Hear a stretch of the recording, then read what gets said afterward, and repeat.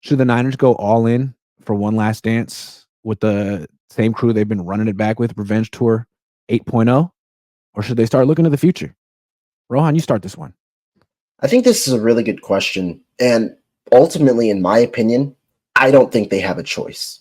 They've kind of put themselves in a position to where they really have one option. Go out and look at every single one of the top players for the 49ers. Trent Williams, Arik Armstead, George 30, Kittle, the aging 30. veterans that are getting up there in age. However, the 49ers set their system up understanding we really have 2023 and 2024 with Brock Purdy secured on his rookie deal worth $900,000. After that, 2025 is when he becomes extension eligible. The 49ers like to get deals done after the fourth year, but there's going to be talk about extension next offseason. And so you want to make sure that you capitalize on this window.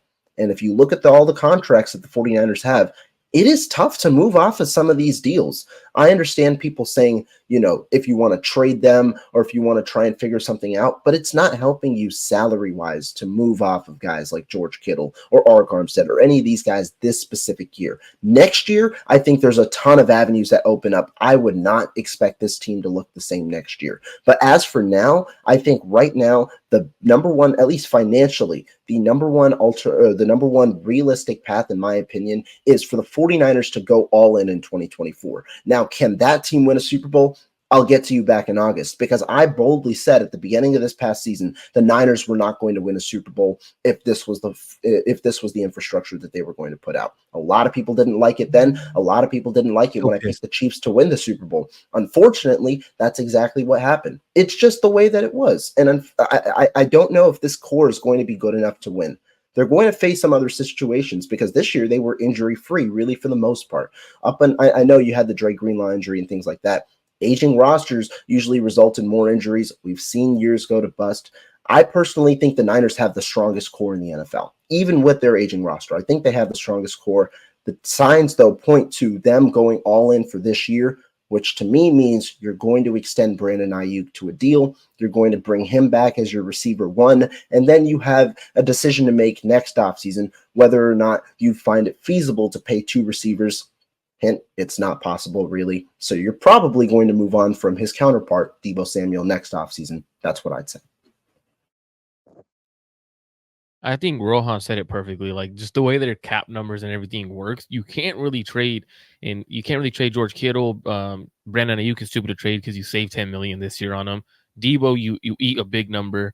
So for the way the Niners, like, they say, oh, we have a cap guru and whatever his name is, who's supposed to make their contracts great. He's terrible at contracts. Let's be honest with it. When he has to sign big name players, he's terrible with contracts.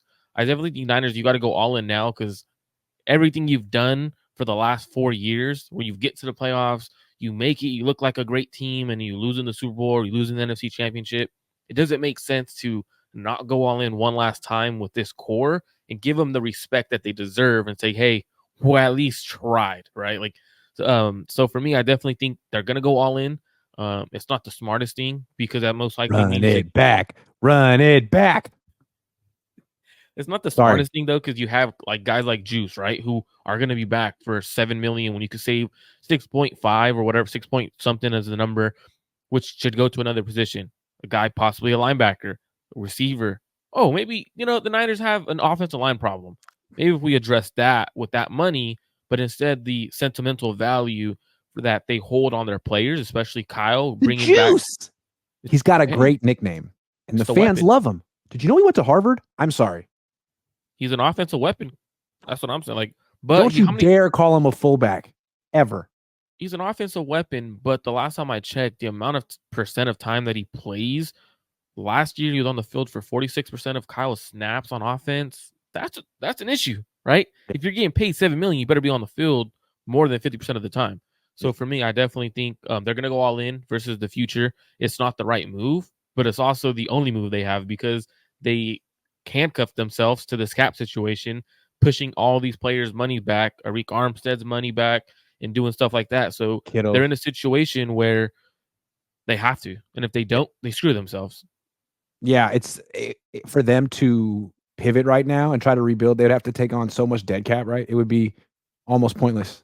So also, I think the way they look at it is their Super Bowl window is Brock's rookie contract. They can have this team this one more year. And they probably thought they would have won a Super Bowl by now. But this is it. They can have this super team, quote unquote, for one more year. And then after next year, they have to decide, can they keep the super team together and swap out the quarterback, or do they commit to Brock and build like a conventional team with a really, expensive quarterback? That's what they got to decide. But for one more year, this is the team. It's not good enough. I don't understand. It's not good enough. And do we really have to learn that again? Next year, it's the best team in the NFC. Sure. Okay. Maybe, probably. But they need to switch something up about their formula. The offensive line, they never invest enough in that spot. I don't know. Also, the head coach. The head coach, you could give him a 10-point lead in the Super Bowl. He's going to find a way to lose that game. So, I mean, but the thing is, though, Grant, are they truly going to be all in? Like, they have a defense coordinator that we don't even know who he is yet. Like, if you're all in, your defensive coordinator is going to be Kyle. It's Fred Warner. Right? So if you have Fred Warner. If you're all in, you go get a top defensive coordinator from the college ranks, or you make sure Mike Vrabel is the guy that's yours and you hire him and don't let him leave your building. If you're all in, that's what you're doing. Right. They're not all in. Like the Eagles, who we don't even think anything of. They went and got Vic Fangio. They think they're all in, even though we don't think they're all in. But the Niners are messing around. Should we elevate Daniel Bullocks or Nick Sorensen? Which guy that we didn't trust last year are we going to say we trust this year? Or are we going to go get, real quick, who do you guys think they're going to get a D coordinator? Internal. I think it's going to be one of the guys that, Bullock seems like the guy right now, but I think it's internal. Sell that. Hey, we didn't want him last year. We didn't think he was ready. We brought in Steve Wilkes, which everyone kind of realized was an awkward fit to begin with.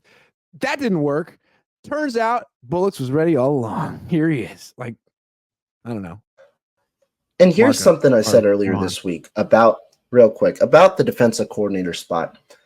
The 49ers had a plan prior to Steve Wilkes that, you could see what they were trying to do. And this is the reason that a lot of people give Kyle Shanahan credit when it comes to his coaching hires. They give him the benefit of the doubt because it's worked in years past. Robert Saleh, obviously, he got a head coaching job.